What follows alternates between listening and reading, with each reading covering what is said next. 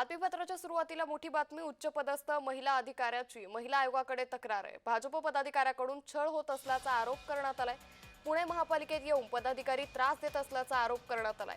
या महिला आयोगानं महापालिकेत येऊन माहिती घेतली। जानेवारी महिन्यात लेखी तक्रार केल्याची देखील माहिती आहे। तक्रार करूनही भाजप पदाधिकाऱ्याकडून छळ सुरूच असल्याची माहिती देखील सध्या समोर आली आहे। त्यामुळे एकंदरीतच पुण्यामधून आणखी एक धक्कादायक बातमी सध्या समोर आल्याचं पाहायला मिळतंय। उच्चपदस्थ महिला अधिकाऱ्याची महिला आयोगाकडे तक्रार करण्यात आली आहे। भाजप पदाधिकाऱ्याकडून छळ होत असल्याचा आरोप या उच्चपदस्थ महिला अधिकाऱ्याने केलेला आहे। पुणे महापालिकेत येऊन पदाधिकारी त्रास देत असल्याचा दावा या महिलेने केलाय। महिला आयोगाने महानगरपालिकेत येऊन या संदर्भातली माहिती देखील घेतली आहे। तर जानेवारी महिन्यात या महिलेने महिला आयोगाकडे तक्रार केली होती अशी माहिती देखील समोर येते। तक्रार करूनही भाजप पदाधिकाऱ्यांकडून छळ हा सुरूच असल्याचं देखील सध्या समजतंय। एकंदरीतच महिला आयोगाकडून आता पुढची काय पावलं उचलण्यात जाणार, त्याचबरोबर या सगळ्या प्रकरणी त्या पदाधिकाऱ्यावरती नेमकी काय कारवाई केली जाणार हे पाहणं अतिशय महत्त्वाचं ठरणार आहे। मात्र सातत्यानं पुण्यासारख्या शहरात, ज्याला सांस्कृतिक राजधानी महाराष्ट्राची म्हटलं जातं, याच पुण्यामधून सातत्यानं महिलांवरील अत्याचाराच्या, अन्यायाच्या घटना या समोर येत असतात। यातच उच्चपदस्थ महिला अधिकाऱ्यानं या संदर्भातली तक्रार केलेली आहे। भाजप पदाधिकाऱ्याकडून आपला छळ होत असल्याचा आरोप या महिलेनं केलेला आहे, या अधिकाऱ्यानं केलेला आहे। या संदर्भात अधिक माहिती आपल्यासोबत बोलण्यासाठी रुपाली ठोंबरे पाटील देखील जोडले गेलेले आहे। रुपाली ताई, महाराष्ट्राची सांस्कृतिक राजधानी म्हणतो आपण पुण्याला, पण पुण्यामधून सातत्यानं अशा घटना समोर येतात। आता उच्चपदस्थ महिला अधिकाऱ्यानंच या संदर्भातली तक्रार महिला आयोगाकडे केलेली आहे की भाजप पदाधिकाऱ्यानं छळ केलाय। भाजप पदाधिकाऱ्यांनी छळ केलाय? हो, भाजप पदाधिकाऱ्याकडून छळ होत असल्याचा आरोप या अधिकाऱ्यांनी केलेला आहे, या महिला अधिकारीने केलेला आहे।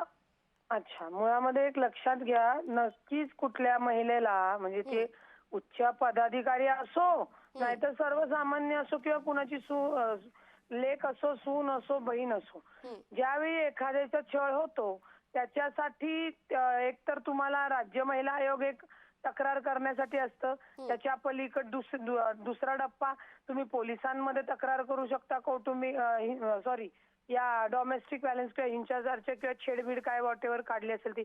आता याच आपल्या ज्या भगिनी आहेत, या उच्च अधिकारी आहेत, त्यांनी जर ती तक्रार पोलिसांकडे केली का? म्हणजे नुसतंच एक आता वैष्णवी हगवणे नंतर हा जे प्रकरण समोर येते, नुसतं राज्य महिला आयोगाकडे तक्रार करून उपयोग नाहीये। कारण का राज्य महिला आयोग त्याच्यात ना तपास करणारे, ना इन्व्हेस्टिगेट, म्हणजे ना निर्णय शिक्षा देऊ शकणारे, ते फक्त त्याचा पाठपुरावा करत असतो, अहवाल मागत असतो।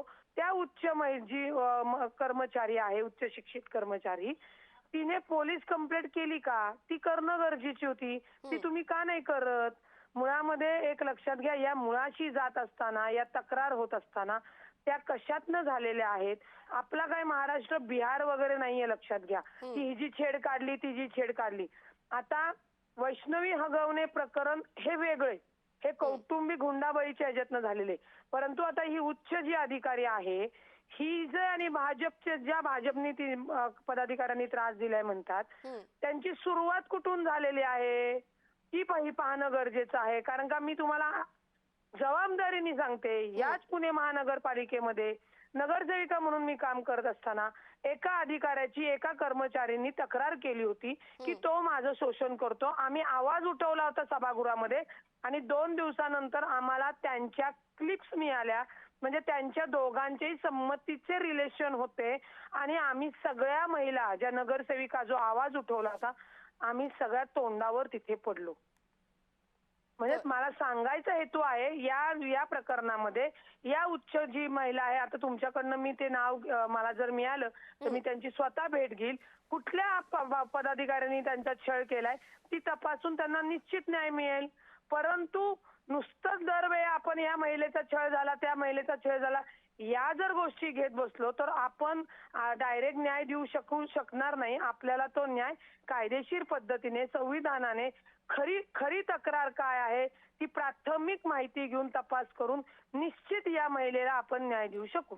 निश्चित रुपालीताई, त्यामुळे तुम्ही या गोष्टीचा पाठपुरावा करालच। मात्र सातत्यानं एक मुद्दा समोर येतो, ते म्हणजे या अशा घटनांमध्ये सातत्यानं आजकाल राजकारणाशी संबंधित असलेल्या व्यक्तींची नावं समोर येत आहेत. कुठेतरी राजकीय पक्षांनी, वरिष्ठ नेत्यांनी या संदर्भात काहीतरी महत्त्वाची ठोस पावलं उचलायला हवी असं वाटतं का? मुळामध्ये जर याच्यामध्ये राजकीय येऊ द्या किंवा सर्वसामान्य येऊ द्या, ज्या महिलेला त्रास होतो ना ती कायदेशीर प्रक्रियेचा अवलंब का करत नाही? तुमच्याकडे पोलीस स्टेशन आहे ना, तुम्ही पोलीस स्टेशन मध्ये तक्रार देऊ शकता.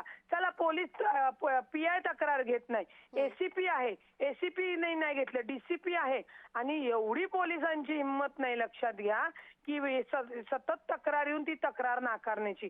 त्याचा तक्रारी अर्ज घेतील, त्याचा प्राथमिक तपास करून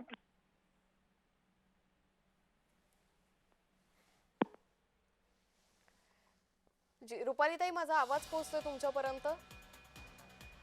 तर रुपाली ठोंबरे पाटील यांच्याशी तांत्रिक अडचणींमुळे आपला संपर्क तुटलाय, मात्र आपण पुन्हा एकदा त्यांच्याशी संपर्क करण्याचा प्रयत्न करूच. मात्र धक्कादायक बातमी सध्या समोर आली आहे. उच्चपदस्थ महिला अधिकाऱ्यानं महिला आयोगाकडे ही तक्रार केलेली आहे. भाजप पदाधिकाऱ्याकडून छळ होत असल्याचा आरोप या अधिकारीनं केलेला आहे.